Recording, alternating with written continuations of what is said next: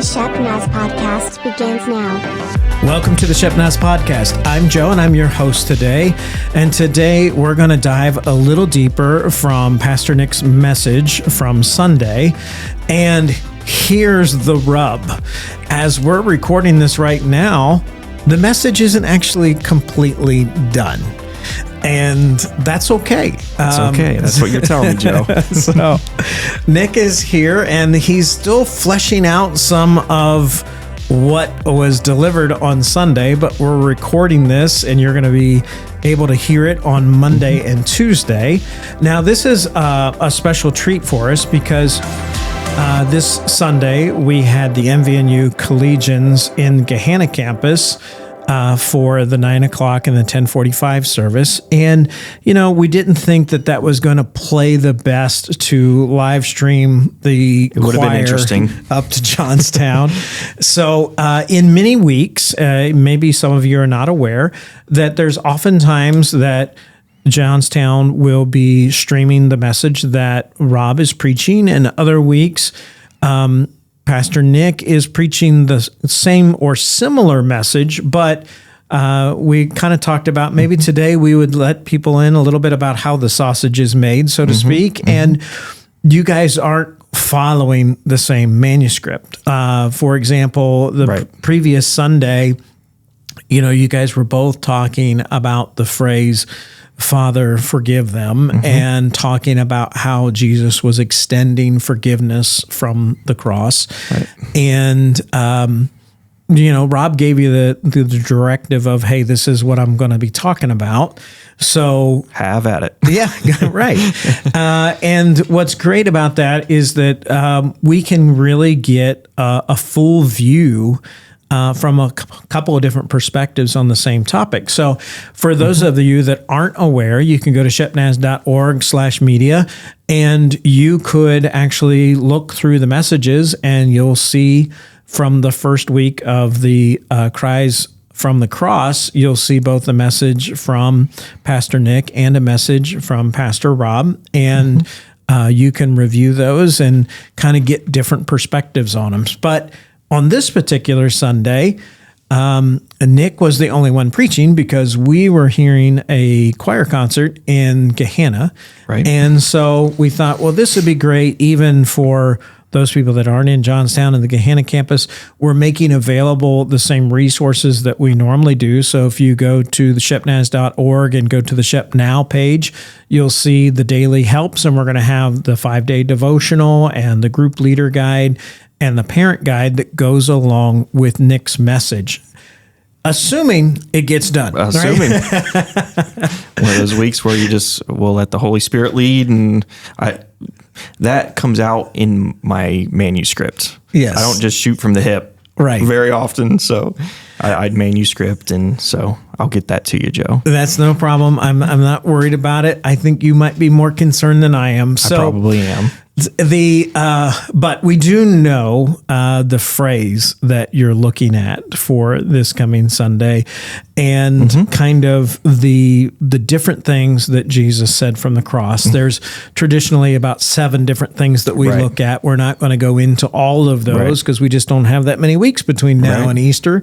And some of them are more, I don't know about you, but I was thinking about this in preparation for the one that this podcast is about, but some of them, of those phrases, you hear more often sermons on, and some less often, at least in my experience. I don't know if you, like this particular week, so I was like, I don't know if I've ever heard a sermon on that. Yeah, this might be a lesser one just because maybe people haven't recognized the significance of what was being said at the time. And so I guess Father, forgive them. It is finished. You know, those are very those are power popular statements, right? And like those are for the obvious ones, reasons, but that we want to cling to. The one today we're going to look at is, I wouldn't say it's lesser known because there's only 7 of them and we can identify those things, but what is the passage that we're looking at? So this one comes from John chapter 19. Verses 25, 26, and 27 is where I'll focus. Did you want me to read it, or did you want to read it? Okay, so I put NIV, but I have the NASB version pulled up. Let me switch it over. All right. So John, I've got it if you want me to read it. I've got it. Okay, go ahead. It says here in verse 25, near the cross of Jesus stood his mother's sister, Mary, the wife of Clopas, and Mary Magdalene. When Jesus saw his mother there and the disciple whom he loved standing nearby, he said to her, "Woman, here is your son," and to the disciple, "Here is your mother." From that time on, this disciple took her into his home. I guess the first thing before we even get into the teaching, we'll identify the fact that there's a lot of Marys around Jesus. Yeah, at least 3 out of the 4. Right. And then the one, his mother's sister, I don't think could be Mary. We're going to assume she's not, since it was Mary's sister. Mary? I mean, yeah, I'm thinking back to an old show that predates you, but the Newhart show had Larry, Daryl, and Daryl were brothers. But I don't think that's the case here. Yeah, so 3 out of the 4, a lot of Marys. Yes. So we have Mary, the mother of Jesus, Mary, the wife of Clopas, and Mary Magdalene, which of course we recognize Mary Magdalene from a previous encounter with Jesus, where she had kind of a horrible life ahead of time and had come to Christ and been like one of his closest followers. Yeah, she'll show up here after the resurrection too. So, all right, so that's not the part that we're really focusing on today. We're focusing on really the next 2 verses. And this idea that while Jesus is on the cross, of all the things that are going through his mind, which, I mean, we can only imagine. I mean, yeah, I don't even know where we begin. We try, but. Yeah, I don't know, like... there's been times, and I'm trying to put myself in that spot as much as you can. Right. And all I can say is, okay, let me think of myself in a point of crisis. Let me think of times in my life when like something horrible is going on, and I'm in that moment. And when I was 18 years old, my sister was 22. She died in a car accident on the freeway on the way to church. And I can remember immediately, we didn't know what was happening, but immediately after church, we were getting some notifications from the highway patrol, and there was people that were talking to us. And like when you're in that moment of crisis, I was not the best version of myself at that moment. How many of us are at 18? Right. There was definitely a moment of denial. There was anger. I mean, I think I went through many of the stages of grief, like in a couple hours. Yeah. But here, Jesus knows what's happening to him. He knows why it's happening. But your thoughts on how this address comes to his mom? Right. So, we established, like in this moment on the cross, Jesus is in all kinds of, and how much can we relate to that? Not very much, right? Right. How many of us have ever gone through that very specific? None of us. But in the suffering and in pain part, I think that's the relatable part to, okay, in moments of suffering and pain, like you were sharing, what's our reaction? What's our response? Well, that's kind of where this text led me, was what was Jesus's response in his time of suffering and in pain? And what do we notice from the text? I mean, his focus is on where? On his suffering and pain, and which makes sense. It would make sense, right? It'd be understandable. Yeah. But even in that moment, Jesus is showing care and concern for who? For his mom. Yeah. For his mom, and that what she's going through, and as he's in his own suffering and in his own pain, he's looking and noticing at what I'm sure his mom was experiencing in her own suffering and her own pain, seeing this happen to her son. And I think to fully grasp so the phrase that Jesus says, "Woman, here is your son," and then going on to address the disciple, "Here is your mother." This phrase of Jesus, to really understand what's going on, you have to understand what a little bit of the context was at the time of what Mary would have been facing, not only with the suffering and pain of seeing her son being crucified, but I'm sure it wasn't at the forefront of her mind, probably not, of what was to come after this. But I think what Jesus is saying here is that there was a reality that was to come for Mary, that in this time, in this context, it's believed that Mary at this point was a widow. Joseph had died. And so her well-being, her stability, her security, her provision was not up to her, really, right? It was up to, and traditionally, the oldest son, and that was Jesus.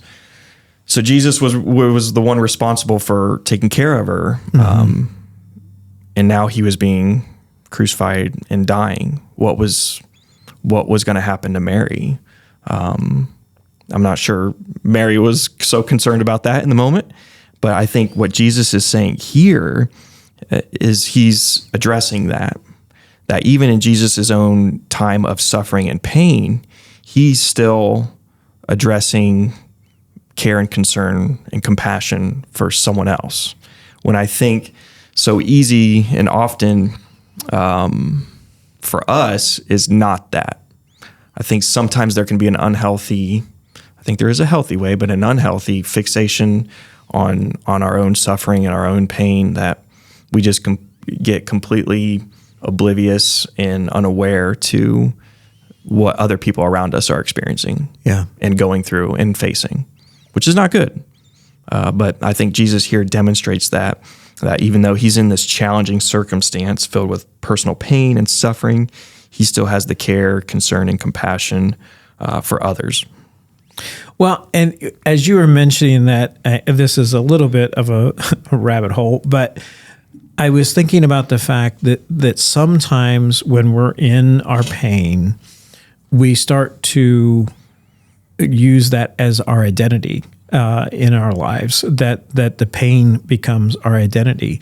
And there was never a time that you see where Jesus was becoming his pain, in the sense that it wasn't as though it's like, yeah, I'm the guy that's being crucified here. Mm-hmm. No, that was something that was happening to him, and he was still being himself while this was happening to him. Right. He never was making that pain his identity. Right. You know, that was just something that was... He was never the focal point, right, even though he is the focal point. Right. It was something that was kind of going on in the background. Yeah. In the background, I'm being crucified while I'm taking care of these things. Right. It's struck me as odd when we're talking about how he was thinking of the very practical things when he's doing this supernatural spiritual work, but he was thinking of how my absence here on earth is going to affect my earthly mom. It's going to affect John too, because John, arguably, you could consider a very close friend to Jesus. And what was this separation, this physical separation, going to be like for John? And so, being able to give that to John to say, I'm going to trust you to take care of my mom. Right. That's right. Huge. Yeah. And I don't know if I mentioned, that's what Jesus is doing here in this moment. He's saying, "Woman, here is your son," pointing to John.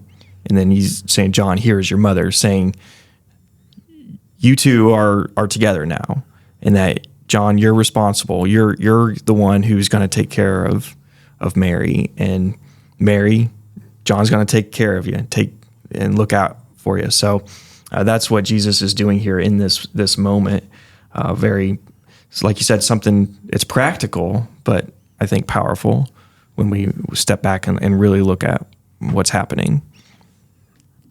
We also you might be able to speak to kind of the duality that we know that Jesus, as he's on the cross, is all man and all God at the same time.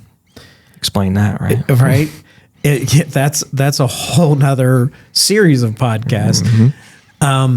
So it wasn't like the physical pain that he was going through was somehow lessened because he was Jesus. There was no supernatural reprieve from pain. Right. He was going through all of that real pain, and on the kind of the God, I don't want to say side because it's all him. Right. So you can't say the man side and the God side, but at the same time as he's functioning as God on earth is paying for the sins of the world.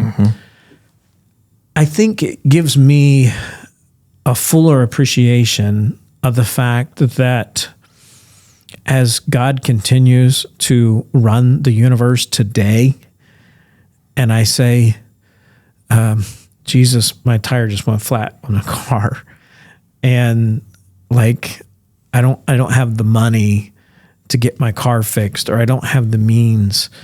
Like even while he's doing the big spiritual things that we know him to do as being the God of the universe, but that he still is and shows us here that he's so concerned even about those little earthly things. He never loses that personal touch. Yeah, that's a great thought and great comfort to us. I mean, because we face life every day, don't we? And life is very real often. So, yeah, that's a great reminder. One of the points here that I kind of focused on with this reality, kind of what we've been walking through. In the previous message, we talked about forgiveness and how Father, forgive them. That there's these great, because of Jesus's sacrifice on the cross, there's this great promise and reward of forgiveness of sins, right? That we can stand before God with confidence, that our sins are not held against us, that we are truly forgiven. But I wrote this down that we don't want to make it a cheap forgiveness, meaning that because we are forgiven of our sins, that would be, I think for many sometimes like, okay, that's good enough. I mean, that's all right. What else? But I think we have to be careful about, okay, we want the personal benefits and rewards of Jesus's sacrifice without any of the responsibility. I wrote this down here, that the cross is a place of responsibility.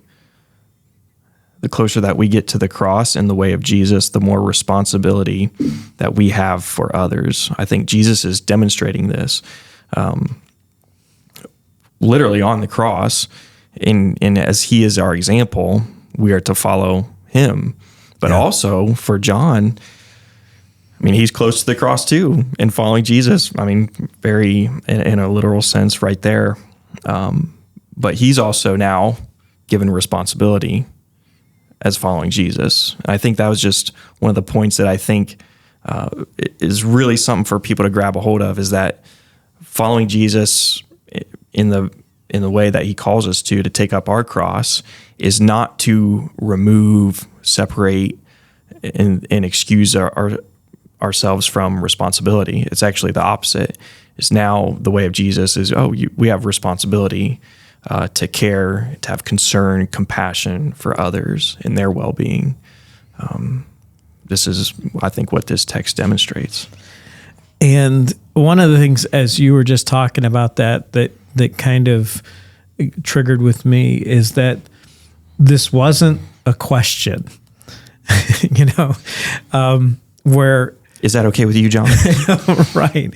Is it convenient? Jesus, well, it probably is not, is it? Well, right. Yeah. I mean, Jesus was not asking, hey... Oh, that's good, Joe. That's good. You can use that. I'm going to put that down. Like, he was not checking in with John first to say, I'm going to need somebody to take care of my mom when I'm not here. So would you be willing to do this?